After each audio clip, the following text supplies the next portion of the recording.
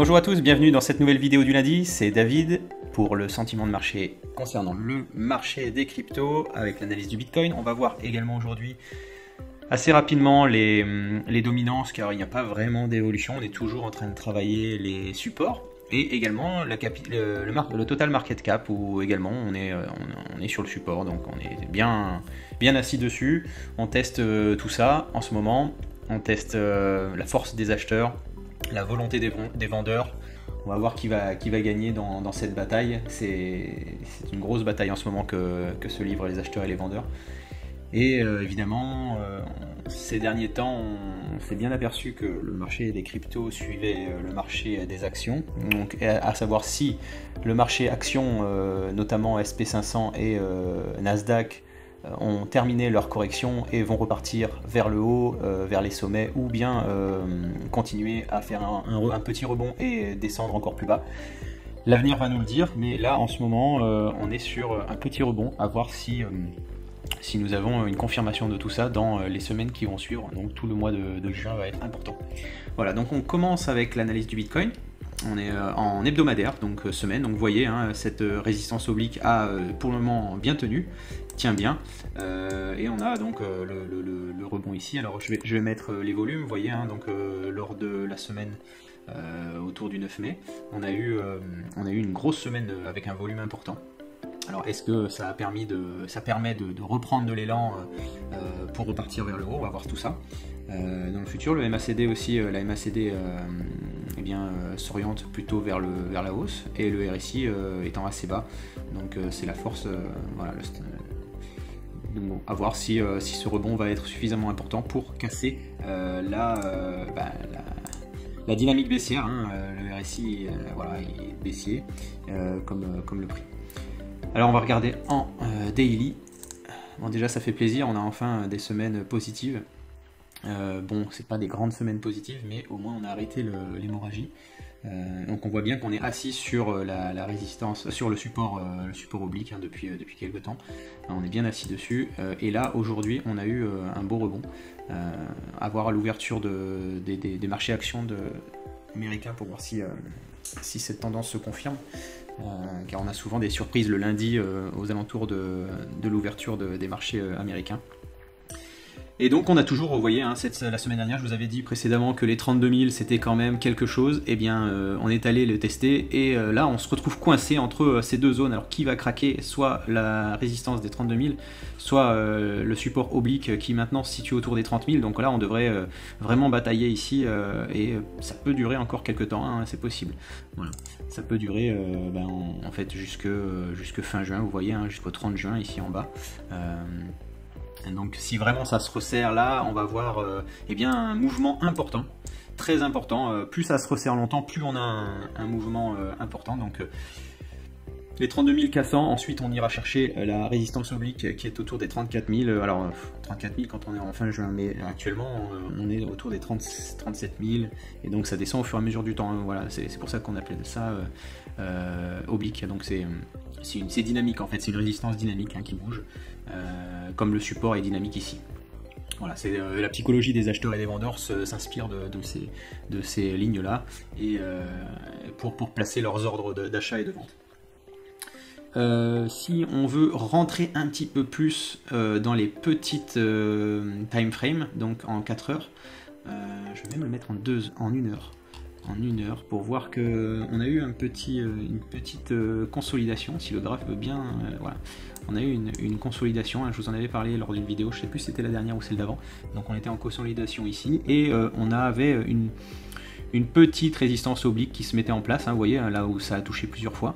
Et là on est venu la casser le 30 mai, on est venu casser cette résistance oblique pour ensuite aller chercher directement les 32 000 et on vient retester tout ça, on vient retester la résistance oblique à long terme et également la petite, maintenant qui est devenu le petit support oblique en petite time frame. Voilà, donc à voir si vraiment ce retest est significatif et vient casser les 32 000, alors là, oui, on aura un bon signal de reprise d'un marché haussier à court moyen terme. Et à long terme, rien n'empêche que au niveau des 36 000, bien là, ce soit le gros gadin et qu'on vienne dans un premier temps retester ces supports-là et si cassé, aller voir plus bas. Et dans le même temps, si on consolide entre ces supports résistance pour venir casser cette résistance oblique maintenant long terme, alors là, on pourrait dire que nous repartons dans un marché, un bull run, un marché très haussier. Voilà pour le Bitcoin. Eh bien, on va passer assez rapidement sur les dominances parce que ça change pas grand chose en ce moment. Les dominances, elles bougent pas beaucoup. Je vous le mets en hebdomadaire. Excusez-moi, il faut que je le zoome. Hop, c'est pas très. Voilà. Donc l'USDT, évidemment, ça va à l'inverse du Bitcoin. Donc là, on espère pour le marché haussier que cette mèche de l'USDT, donc la dominance de l'USDT, marque un point d'arrêt au moins moyen court terme sur la baisse du prix du Bitcoin. Et donc venir retester ce qui a été cassé comme résistance, donc des 5,27%, ce qui corroborerait très bien un retour du Bitcoin autour des 36 000. Voilà, je crois que j'en avais également parlé dans la dernière vidéo. Donc ça, c'était la dominance de l'USDT. Dominance du Bitcoin, on est toujours dans le canal entre les 48,5% et 39,8%. Donc là, vous voyez, ça s'affaiblit. Donc on va peut-être aller le tester pour que une pointe du Bitcoin à 36 000 le montrait autour des 48,50 et voir si du coup l'argent investi dans le Bitcoin va ensuite se reverser dans les alts ici. Donc dominance des alts. On est toujours sur le support des 11,5, voilà, dans ces eaux-là. Alors ces supports de dominance, je l'avais déjà dit, c'est des zones, donc faut prendre des pourcentages. Là j'ai mis une ligne parce que voilà, mais pour que ce soit plus clair, mais ça devrait être des zones en fait. Voilà, et on est toujours dessus. On va parler de la capitalisation totale des cryptos. Et bien voilà, donc là on est également sur le support. On a travaillé les 1.1 1100 milliards de dollars et on a rebondi. Donc pour l'instant ça suit son cours en hebdomadaire, c'est tout à fait normal. Voilà, après je vais peut-être revenir sur écoutez, je vais parler un petit peu de 2-3 signaux qui sont en cours. Alors là je vais rentrer dans du daily parce que en hebdomadaire c'est pas possible. Voilà. Donc l'idée dans le lead entry, c'est d'avoir pris position et qu'ensuite on vienne retester ce support oblique qui a été cassé ici, qui devient une résistance oblique. Donc on devrait le retester en touchant le TP1 et le Free Rocket. Et s'il y a cassure, en ce moment-là, on ira chercher les TP1, TP2 et TP3 ici.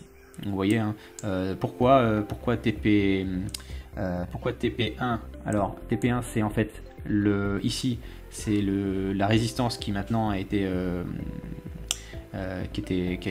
faite lors de la dernière descente du prix.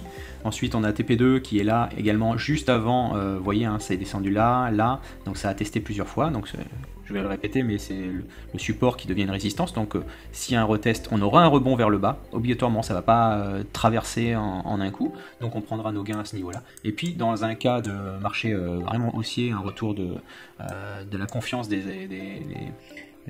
dans les cryptos, eh bien on ira chercher notre TP max ici, qui est, vous voyez là, ça a été testé également ici. Donc on prend un peu de marge de façon à ce qu'on soit exécuté. Ce serait dommage de ne pas prendre nos gains à ce niveau là. Voilà, ça c'est l'hit entry. Donc l'hit entry, je vous le montre, c'est quand même quelque chose. On a perdu sur le hit entry, voilà, 96-97%. Donc voilà, il y a de la marge pour un rebond, ça paraît très logique. Donc ensuite on regarde l'app par exemple, l'app Ape. Donc là également on est dans une configuration de triangle. Donc on a pris une position en fait en pensant que cette remontée allait nous permettre d'aller chercher la résistance oblique, mais non, on reteste, donc on consolide ce support là. Vous voyez, il a été testé beaucoup de fois, et donc s'il vient à être cassé, on sortira parce que normalement ça devrait redescendre beaucoup plus bas.